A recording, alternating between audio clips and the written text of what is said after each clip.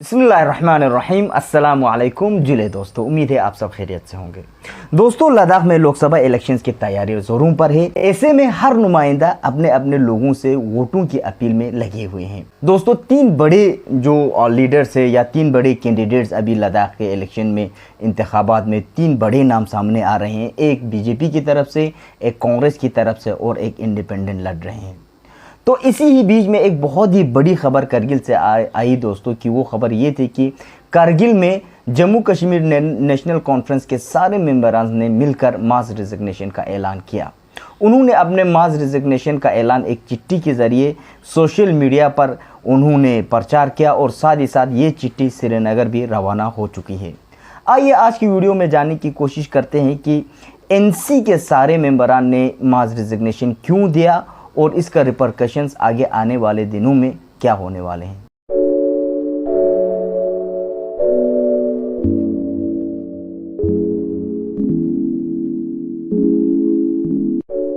दोस्तों, main topic पर आने से पहले हमें इस बात का ख्याल रखना बहुत ज़रूरी है कि अभी जो करंटली लोकसभा इलेक्शंस हो रहे हैं पूरे हिंदुस्तान में, उसमें कांग्रेस सरकार ने, कांग्रेस पार्टी ने एक अलायंस बनाने का जो इरादा किया था बहुत सारे दूसरे रीजनल पार्टीज़ के साथ मिलके, और इस जो अलायंस का नाम इंडिया अलायंस रखा गया था, यानी कि INDIA अलायंस रखा गया था। ऐसे में जम्मू कश्मीर नेशनल कॉन्फ्रेंस और कांग्रेस दोनों ने मिलकर इंडिया अलायंस के तहत दोनों ने जम्मू कश्मीर यूटी और लद्दाख यूटी से एक साथ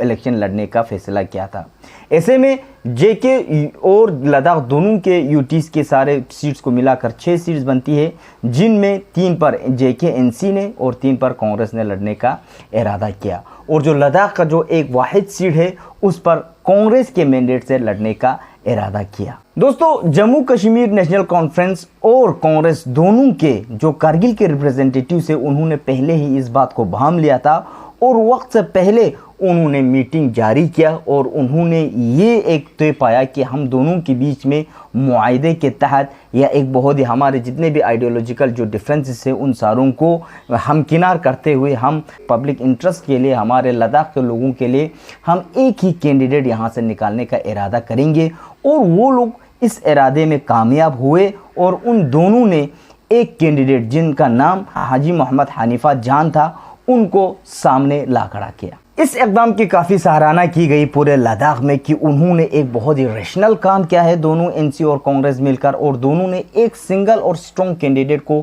सामने लाकर लद्दाख के आगे आने वाले दिनों के लिए एक बहुत भी बड़े, इससे भी अब आगे बढ़कर बहुत सारे दूसरे रास्तों को खोल दिया है। लेकिन दोस्तों, कांग्रेस ने जो अपना मैंडेट था वो लेह में दे दिया एक बार फिर से, और उनके ऊपर इस पर काफ़ी तनकीद हुई, काफ़ी सवालात उठाए गए। तो उनके जवाबात में कांग्रेस का यही कहना था, कांग्रेस हाईकमांड का, कि अगर उन्होंने करगिल में से कोई कांग्रेस कैंडिडेट को निकालता तो हम कांग्रेस ये मैंडेट ज़रूर हम करगिल में दे देते, लेकिन उन्होंने करगिल में से एक एनसी मेंबर को लिया है, एक एनसी कैंडिडेट को चुना है, तो इसीलिए हम करगिल में हम इस तरह से किसी एनसी कांग्रेस के मैंडेट पर किसी एनसी वाले को हम नहीं निकाल सकते हैं। दोस्तों, इंडिया अलायंस के मुआहदे के तहत एनसी के जितने भी कैंडिडेट्स है या जितने भी वर्कर्स है या मेंबर्स है, उन सारों को लद्दाख में कांग्रेस के मैंडेट पर लड़ने वाले उस लीडर को समर्थक करना था, उस लीडर का सपोर्ट करना था। और इस बात को, अब यहाँ पे एक बात ये होती है दोस्तों कि कांग्रेस और एनसी ने करगिल के अंदर की जो राजनीति है या करगिल के कॉम्प्लेक्सिटीज को समझने से यहाँ पर चूक की, समझने में बहुत बड़ी चूक की। अगर एनसी के जितने भी वर्कर्स या रिप्रेजेंटेटिव्स मान भी लेते अपने हाईकमांड के जो उन्होंने जितने भी रिक्वेस्ट किए हैं या ऑर्डर्स दिए उनको मान भी लेते, तो लोग नहीं मानते उनके बातों को। ये मुबालगा नहीं होगा कि 90% या 90% से ज़्यादा लोग एनसी के कही हुई बातों को, अगर एनसी सामने आकर ये कहती कि हम इस अलायंस जो करगिल के अंदर जो अलायंस बने उसके खिलाफ जाके हम तो अब कांग्रेस को सपोर्ट कर रहे हैं जो लेह से निकल रहे हैं, अगर इस तरह से अगर कोई भी वो लोग बातें भी करते तो करगिल में कोई मानने वाला नहीं होता, तो ये बैक फायर कर जाता। तो कहीं ना कहीं कांग्रेस और एनसी दोनों के लीडरशिप में जो बाहर से जो लीड कर रहे हैं, उन्होंने करगिल के इस कॉम्प्लेक्सिटीज़ को देखने के लिए या समझने में काफ़ी चूक की।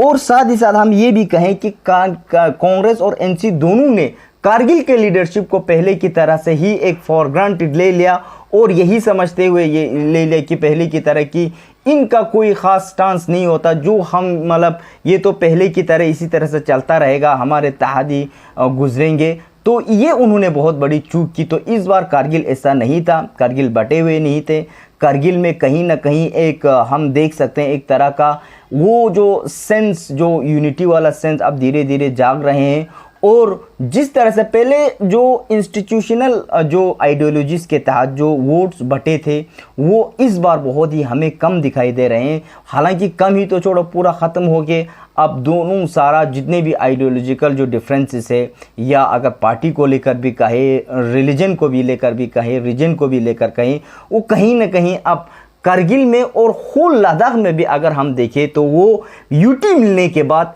सारा एक प्लेटफॉर्म पर हमें आता हुआ दिखाई दे रहा है। जहां तक नेशनल कॉन्फ्रेंस की बात की जाए, जेकेएनसी की बात की जाए, तो जेकेएनसी ने खुद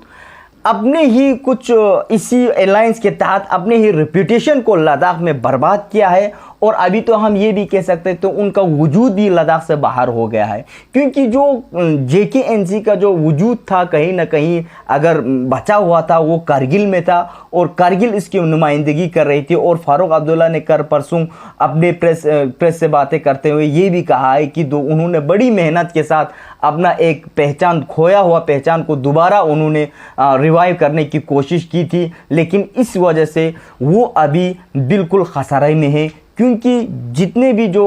लद्दाख के जितने भी एनसी के मेंबर्स हैं, उन सारों ने अभी मास रेजिग्नेशन दे दिया है। और हम अभी ये कह सकते हैं कि वर्चुअल एग्जिस्टेंस एनसी का लद्दाख से बिल्कुल ख़त्म हो चुका है। और साथ ही साथ इस बात का भी मद्देनज़र रखना ज़रूरी है दोस्तों कि कांग्रेस के भी जितने भी वर्कर्स हैं, जितने भी मेंबर्स हैं, उन्होंने भी कांग्रेस के जितने भी जो आइडियोलॉजीज है वो सारों को अभी फ़िलहाल ये दोनों सारों को हटा के हम लद्दाख के आने वाले फ्यूचर को देखें, हम सारों को नज़रअंदाज करते हुए लद्दाख के फ्यूचर को मद्देनज़र रखते हुए हम एक साथ होकर एक मैदान में हैं। और ये हम डट के आगे भी हमारी कोशिश यही रहेगी कि हम आगे भी इस तरह से करेंगे। तो मैं ये इस तरह से ऐसे ही हवा में नहीं बोल रहा हूँ दोस्तों, मैंने काफ़ी एनसी के मेंबर से भी बात की है, मैंने कांग्रेस के मेंबर से भी बात की है। तो सारों को यही कहना है कि पब्लिक इंटरेस्ट के लिए, लोगों के लिए हमने ये जो सेक्रीफाइस था वो हमने दे दिया है। जो हमारे पार्टी के आइडियोलॉजीज़ के ख़िलाफ़ या पार्टी के कमांड के ख़िलाफ़ हमने जाके ये बात की है। तो कुल मिला के अगर हम बात करें, देखा जाए तो ये तो जो लहर है, एक जो अलायंस की जो लहर दूसरी तरफ का हम कह सकते हैं कि इंडिया अलायंस तो लद्दाख में हमें फेल होता हुआ दिखाई दे रहा है। लेकिन जो लद्दाख के अंदर जो अलायंस बन रहे हैं, जिस तरह से यूटी मिलने के बाद जिस तरह से लोगों के जो कंप्लेंट्स रहे हैं, लोगों को हुकूक नहीं मिले हैं, आवाज़ें दब गई हैं, डेमोक्रेसी ख़त्म हो गई है, इन सारों को मद्देनज़र रखते हुए कांग्रेस, एनसी और दूसरे जितने भी आला जो मेंबरान हैं, उन्होंने सारों ने मिलकर ले कारगिल सारे मिलकर इस बार इंडिपेंडेंट जो कैंडिडेट को आगे लाने की जिद्दोजहद कर रहे हैं। तो ऐसे में देखना बड़ा ही दिलचस्प होगा दोस्तों कि कांग्रेस भी ये लोहा मनाने की कोशिश कर रहे हैं कि हम जीतेंगे, बीजेपी भी यही कह रही है कि हम जीतेंगे, और साथ ही साथ इंडिपेंडेंट कैंडिडेट भी कह रहे हैं कि हम जीतेंगे। एक बहुत ही बड़े दिलचस्प मैदान में हैं हम। तो ये तो तय पाएगा 20 मई को। तो आपकी क्या राय है कमेंट सेक्शन में आप लोग ज़रूर बयान कीजिएगा। तो इसी पर मैं आप लोगों से अलविदा लेता हूँ, अपना ख्याल रखिएगा, खुदा हाफिज़।